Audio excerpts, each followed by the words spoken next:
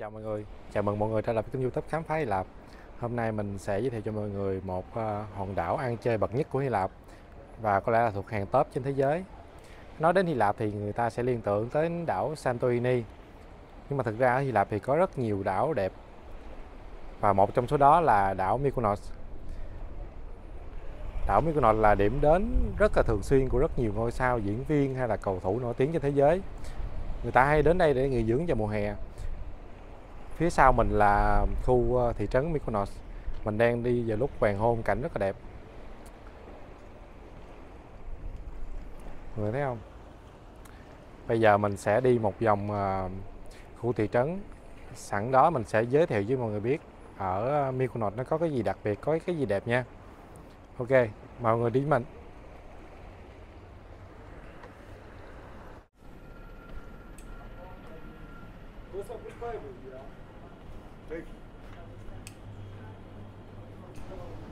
Để mà đi từ Athens đến Mykonos á, thì mọi người có thể đi tàu thủy nè, hoặc là đi máy bay. Nếu mà đi tàu thủy thì từ 3 tới 5 tiếng, tùy theo hãng tàu và giá nó cũng khác nhau nữa. Còn đi máy bay thì tầm khoảng 30 tới 40 phút. Dân số thì khoảng 15.000 người, nhưng mà đến mùa hè thì con số này tăng gấp 3 lần. Vì người lao động ở các nơi sẽ đến đảo để làm việc ở những nhà hàng, quán ăn, cà phê, khách sạn. Có những người thì làm lao động chân tay. Vì nhu cầu sử dụng lao động ở đây rất là cao.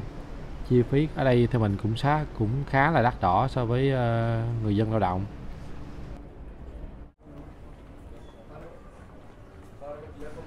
Người dân trên đảo thì hiện nay thì đa số sống bằng nghề du lịch, nên dịch Covid cũng làm ảnh hưởng tới họ rất là nhiều. Trên đảo này mùa hè chỉ có khoảng hơn 30 chiếc taxi thôi, nên mọi người bắt taxi cũng hơi khó nha.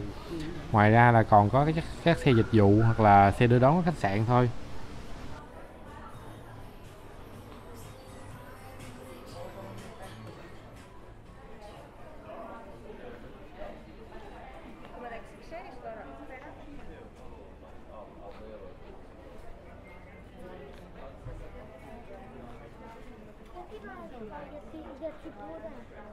Vào những năm đầu thế kỷ 20 á, thì Mykonos thường xuyên bị cướp biển tấn công. Vì cái vị trí của hòn đảo này là khá thuận tiện cho việc đi lại trên biển Địa Trung Hải. Do đó mà người ta xây dựng một cái khu thị trấn như một cái mê cung vậy đó. Đó là cái khu thị trấn mình đang đi dạo bây giờ đây. Cứ cách 2-3 căn nhà sẽ có một con hẻm, 2-3 căn nhà sẽ có một con hẻm. Và nó cũng được sơn một cái màu trắng như nhau, nên khi cướp biển tấn công vào á, người dân sẽ rất là dễ dàng lẩn tránh đi nơi khác.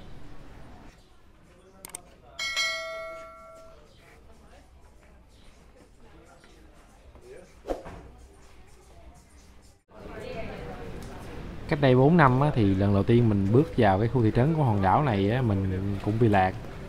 Mà biết đâu được, khi mà bạn bị lạc, bạn có tìm được thấy cái gì đó nó hay hay, nó vui vui thì sao?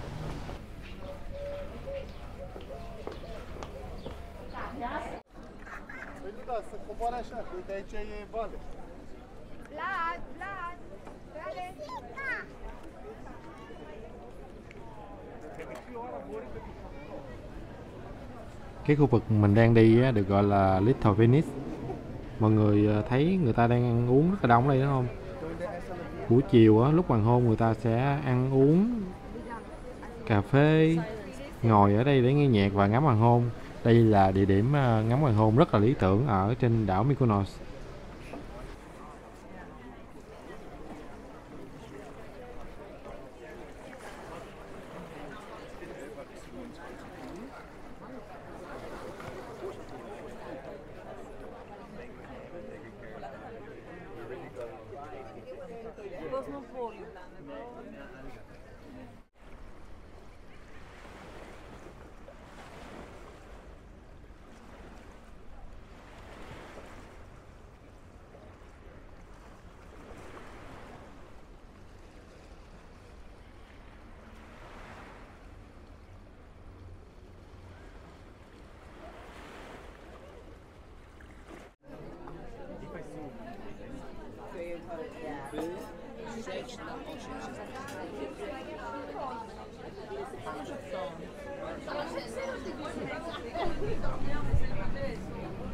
Nói đến chi phí du lịch ở đây thì mình nói vậy để dễ so sánh nha. Theo nhận xét của cá nhân mình á, nếu bạn sử dụng một cái dịch vụ ở đảo Santorini đi, bạn phải trả 1 đồng, thì ở đảo Mykonos bạn phải trả từ 1,5 đồng đến 2 đồng. Kể cả việc ăn uống cũng vậy, từ nhà hàng, quán ăn, khách sạn. Cho nên bạn nào muốn đến Mykonos thì nên chuẩn bị chi phí sẵn đi ha.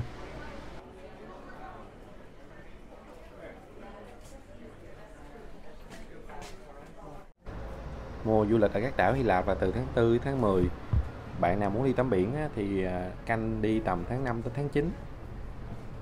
Chi phí ở đây vào tháng 7, tháng 8 thì khá là cao, tại vì đang là mùa cao điểm du lịch.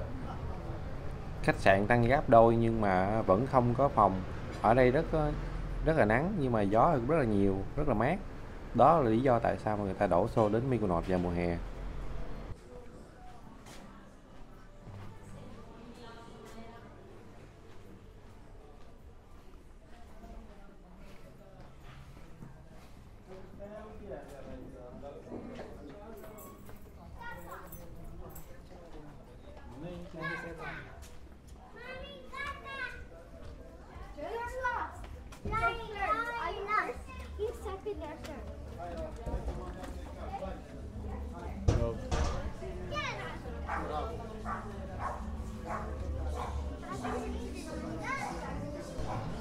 Bây giờ thì trời chỉ mới bắt đầu tối thôi nên mọi người không có thấy đông du khách đi dạo ở trên phố.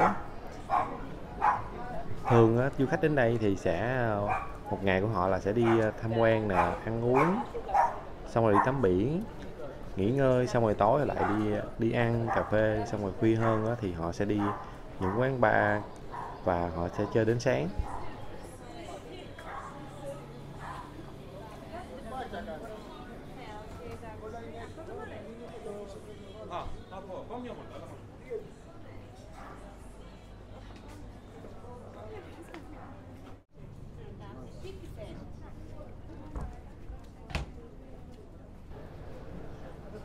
Phía trước mặt mọi người là cái shop Happiness. Cái shop này rất là nổi tiếng trên Instagram, tại vì có rất nhiều người check in ở đây.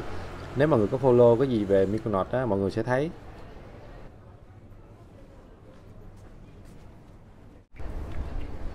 Đây là khu bến cảng nhỏ. Thường thì mỗi buổi sáng những tàu đánh cá nhỏ sẽ cập bến ở đây và sẽ bán cá cho người dân.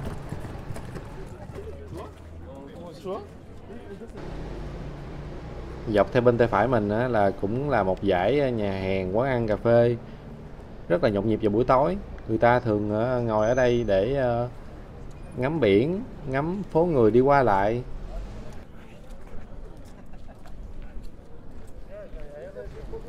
Ok, mình xin phép dừng video tại đây nha. Nếu mọi người thấy video hay thì nhớ like, share video và nhấn nút đăng ký kênh giúp mình nha. Mọi người có nhu cầu đi du lịch Hy Lạp thì có thể liên hệ mình cung cấp tất cả các dịch vụ du lịch tại Hy Lạp.